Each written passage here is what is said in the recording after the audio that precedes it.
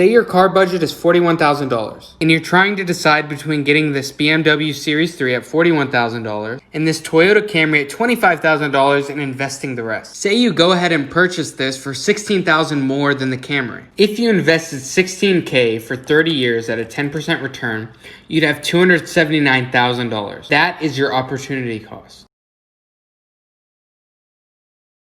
I want a coupon and gleaming. I'm living too fast for these demons. I gonna try like a Adidas. Yeah, I did it, yeah, I did it.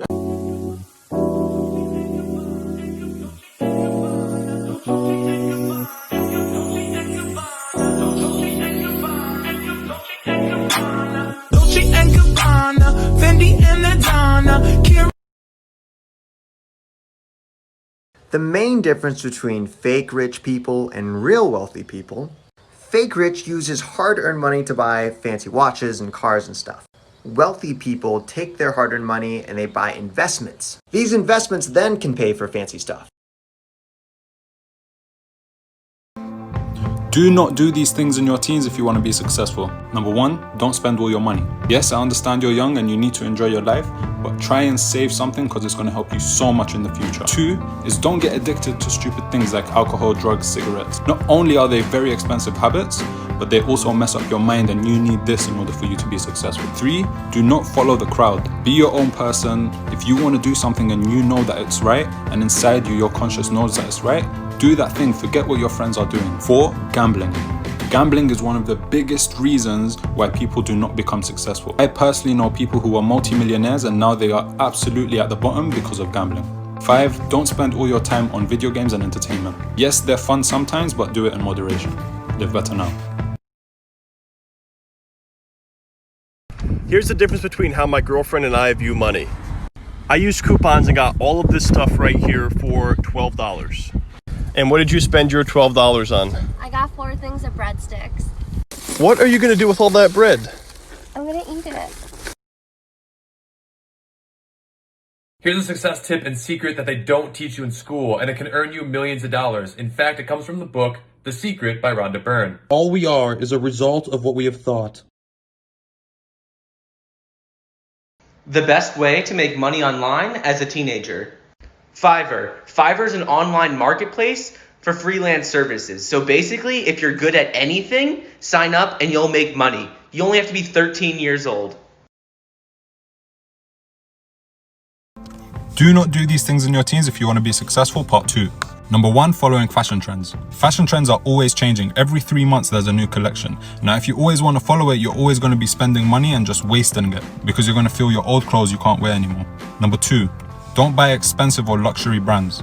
Yes, it might make you look rich, but real wealth is having money in the bank and being able to build it over time. Number 3, don't get involved in any criminal activities such as selling drugs, taking drugs, violence, burglary, or gangs.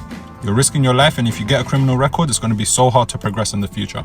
4, don't waste all your time. Now, I don't mean don't have fun. Please have fun, but try and learn skills in your spare time as well. It's going to help you out so much in the future. And 5, don't bully people.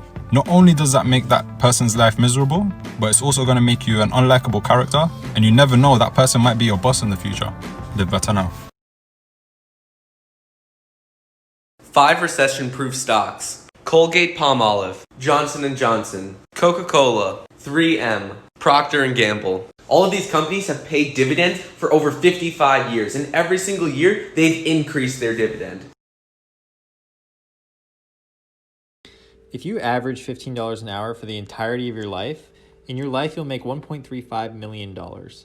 Now, if you doubled that, you'd make $2.7 million in your life, and if you averaged $100 an hour, you'd make $9 million in your life. But what if you want $1 billion? What's the hourly? So here's the equation. It's 40 hours a week times 50 weeks, because you're going to take a 2-week vacation every year, and that's 2,000 hours per year, and you're going to do 45 years in your lifetime, from the age of, say, 21 to the age of 66, and that's 90,000 total hours. So if you actually want $1 billion, it's $11,111.11 per hour that you have to average for the entirety of your working life.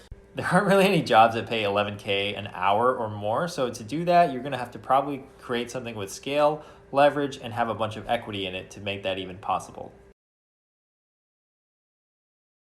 Do you guys want to get paid by Coca-Cola? Here's how. You become an owner of the company. Let's say I purchase 156 shares. That's going to cost me $8,611. Now, Coke is going to pay me $1.60 per share. Now, what that means is I receive $250 just for being an owner.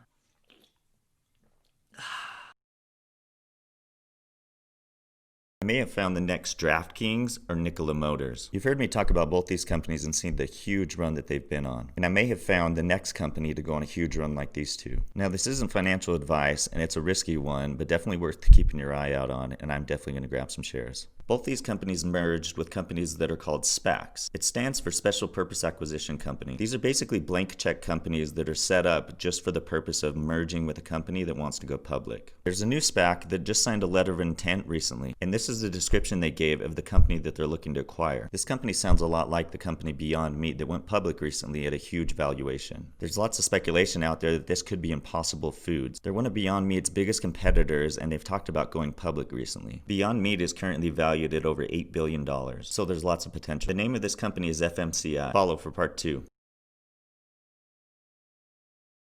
Why I don't like flipping properties.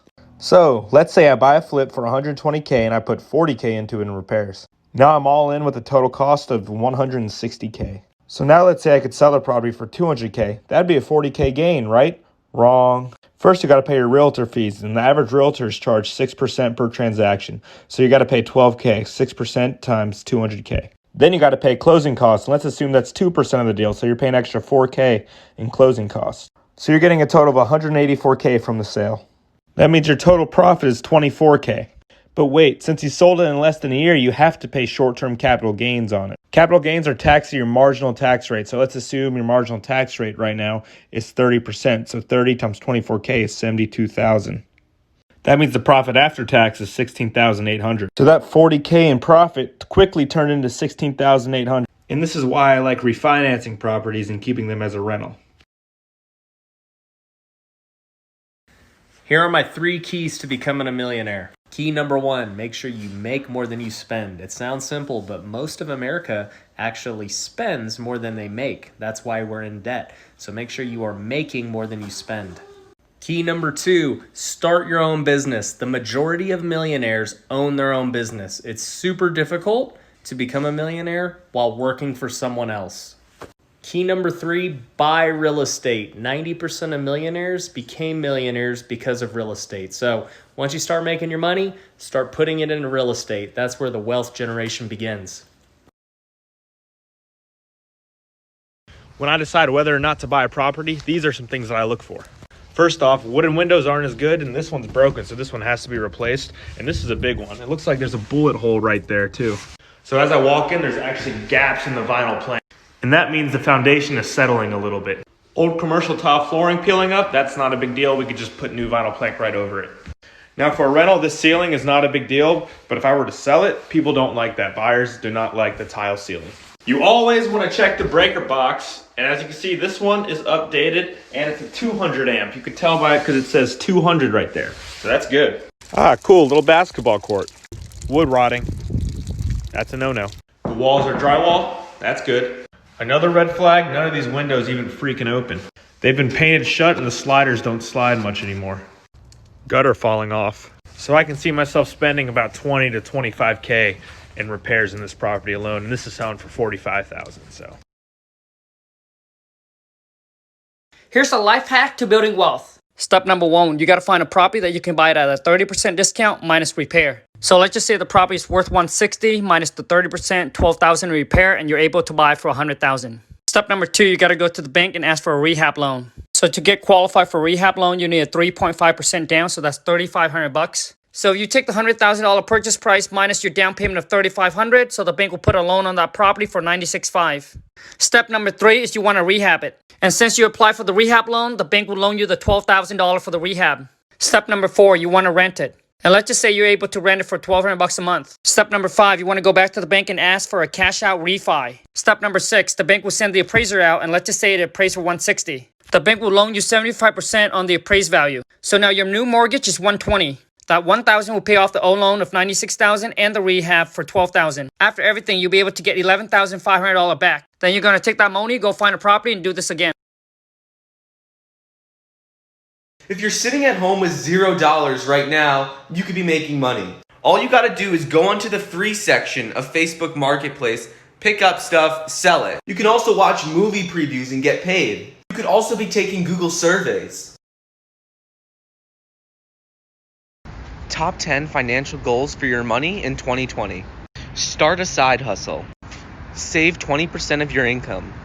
Try to go 100% cash for 1 month and see what happens. Pay off at least one credit card. Keep track of your money and expenses using a budgeting app. Start investing. Don't spend as much money shopping.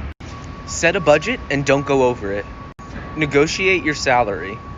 Donate $100 to charity. It doesn't have to be money, it could be clothing or items. How I pay zero in taxes on rental income.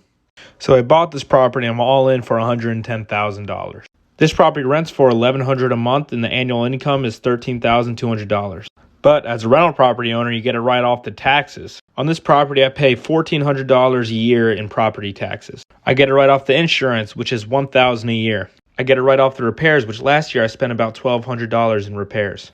Since I got a loan on this property, I get to write off the interest as well. I paid $6,200 in interest on this property last year. And the big one, I get to write off all the depreciation. And you get to depreciate the property over 27 and a half years. So $110,000 divided by 27 and a half years is $4,000, meaning I can deduct $4,000 of depreciation off my taxes. So remember, the total income for the property is $3,200, and the total expenses are $13,800. And that's how to pay $0 in taxes on rental income. Here's why we have to think and grow rich. Let's say I have $100,000 cash and I want to put it in either the stock market or in real estate. Well, let's put that $100,000 to work in the stock market. Let's say I get a return of 10%. And then I sell that position at a 20% capital gains tax. Well, I have an $8,000 total return. Now let's use that same $100,000 cash and use leverage to buy a $500,000 property. Well, now that property yields me 7% for a $7,000 return, but then I use the power of depreciation and then I depreciate that property by $27,000. $7,000 return, I get a $20,000 deduction, which is about a $6,000 tax equivalent, meaning I have a total return of $13,000, 8% versus 13%. Stay bullish.